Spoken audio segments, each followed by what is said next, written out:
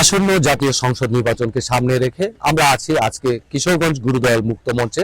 আমাদের সাথে রয়েছেন দুজন প্রার্থী এবং একজন নাগরিক সমাজের প্রতিনিধি। আমরা প্রার্থীদের কাছে শুনবো তাদের প্রতিশ্রুতির কথা, তারা ভোটারদের কাছে কি কি প্রতিশ্রুতি দিয়ে যাচ্ছেন এবং নাগরিক সমাজের প্রত্যাশার কথাও আমরা সেই সাথে শুনবো।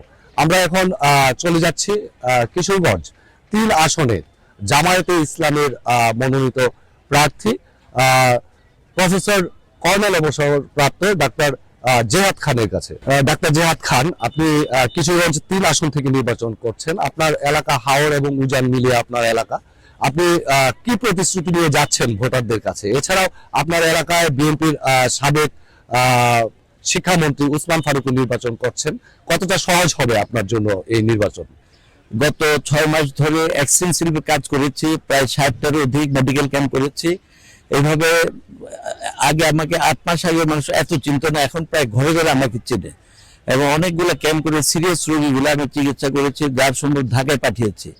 এইভাবে চিকিৎসা ক্ষেত্রে এবং 2 উপজেলার হেলথ কমপ্লেক্স আমি পরিদর্শন করছি, সেগুলোর উন্নতির জন্য আমি প্রতিশ্রুতি দিচ্ছি তাদেরকে যে যদি আমি ক্ষমতায় যেতে পারি এই এলাকার চিকিৎসা ক্ষেত্রে প্রথমত অনেক উন্নতি করার স্কোপ আছে। তাছাড়া শিক্ষা, কৃষি, রাস্তাঘাট উন্নয়ন, আইন শৃঙ্খলা পরিস্থিতি উন্নয়ন ইত্যাদি প্রত্যেকটা ক্ষেত্রে উন্নয়নের স্কোপ রয়েছে।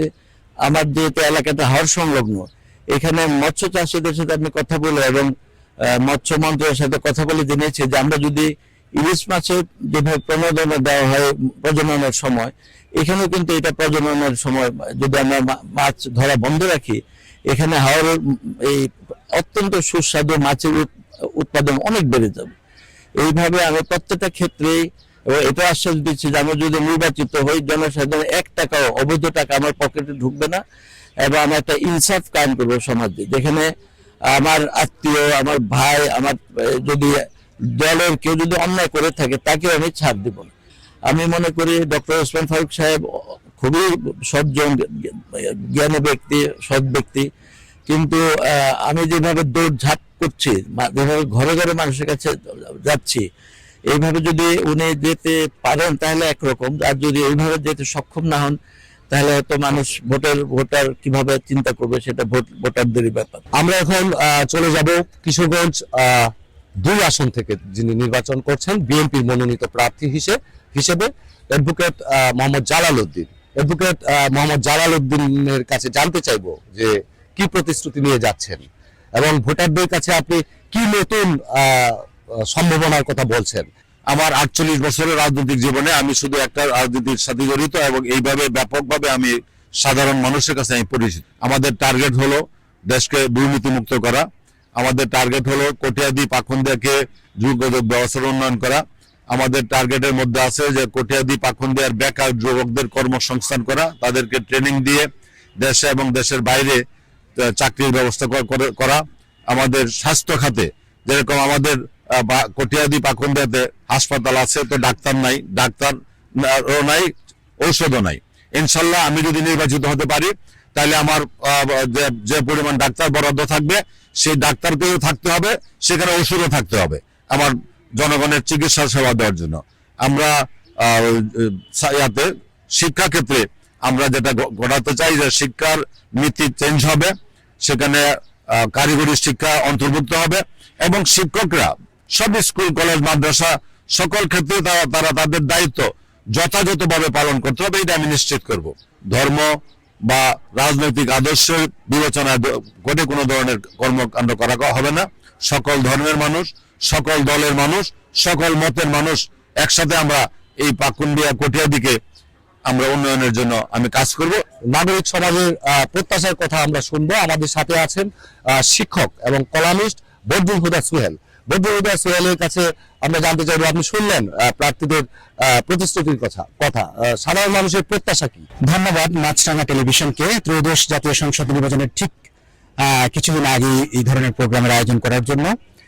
আসলে প্রত্যেকটা রাজনৈতিক দলেরই একটা যে ইলেকশন ম্যানিফেস্টো, নির্বাচনী ইশতেহার থাকে, ইশতেহারে সুন্দর সুন্দর কথা বলা থাকে, আমরা খেয়াল করি। কিন্তু দুঃখের সাথে বলতে হয় যে নির্বাচন যাওয়ার পরবর্তীতে যখন প্রতিনিধিরা নির্বাচিত হন, তাদের অনেকেই, এটা আমাদের অভিজ্ঞতা থেকে বলছি, যে অনেকেই এলাকায় যোগাযোগ রাখেন না বা রাখতে চান না অথবা ভুলে যান, এটা স্বাভাবিক ঘটনায় তারা মনে করেন। কিন্তু এই কষ্টটা কিন্তু আমরা সাধারণ নাগরিক হিসেবে আমাদের মনে থেকে যায়।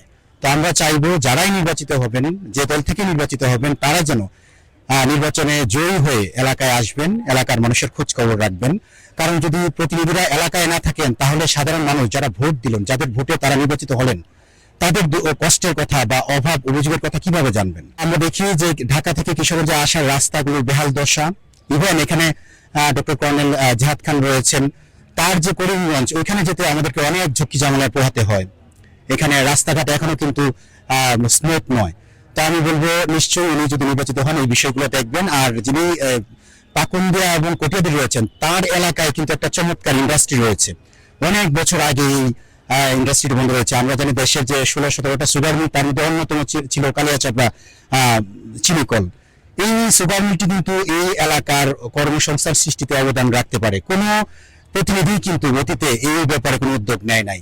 যেহেতু সুগার মিলটি লেআউট অবস্থা রয়েছে, আমাদের এই কিশোরগঞ্জের এবং সর্বোপরি চিনি শিল্পকে বাঁচানোর জন্য আমার মনে হয় যিনি নির্বাচিত হবেন, তিনি যদি সুগার মিলকে কেন্দ্র করে আগাতে পারেন, তাহলে ইন্ডাস্ট্রি বেসড শহর হিসেবে এই জেলা প্রাধান্য পেতে পারে। একই সাথে আমি বলবো, যেহেতু একজন ডাক্তার রয়েছেন, প্রতিনিধি রয়েছেন, ডাক্তারের উনি চিকিৎসার কথা অনেক বললেন, কিন্তু আমাদের একটা দুঃখের কথা যে এখানে একটি সরকারি মেডিকেল কলেজ রয়েছে কিশোরগঞ্জে, কিন্তু আমরা এখানে সরকারি মেডিকেল কলেজ আছে ঠিকই, কিন্তু আমরা এই শহরবাসী বা এই মেডিকেল কলেজকে কেন্দ্র করে যারা আশেপাশে রয়েছেন, তারাই কিন্তু এখানে রোগী নিয়ে যেতে আস্থা পান না। এটা কেন পান না, এটা আমাদের কাছে ক্লিয়ার না। বলে লোকবল সংকট, ডাক্তার সংকট। তো নিশ্চয়ই আমরা তো এত বছর যাবত কোনো উন্নতি দেখি নাই।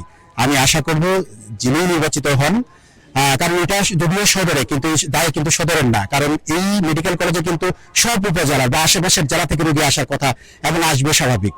সো এটার কথা বিবেচনা করে তারা অবশ্যই, যিনি নির্বাচিত হবেন, তারা অবশ্যই মেডিকেল কলেজটার উন্নয়নে অবদান রাখবেন বা এদিকে নজর দেখবেন বলে আমার বিশ্বাস। আমরা এতক্ষণ শুনলাম দুজন প্রার্থীর কথা, তাদের প্রতিশ্রুতির কথা, তাদের ভাবনার কথা, সেই সাথে শুনলাম নাগরিক সমাজের প্রত্যাশার কথা, কিশোরগঞ্জকে ঘিরে, কিশোরগঞ্জকে উন্নয়নকে ঘিরে এবং নাগরিক সমাজের যে প্রত্যাশা রয়েছে সেই কথা। আমরা ছিলাম কিশোরগঞ্জের গুরুদয়াল মুক্ত মঞ্চে এবং শীঘ্রই আমরা হাজির হব অন্য কোনো প্রার্থীদের নিয়ে।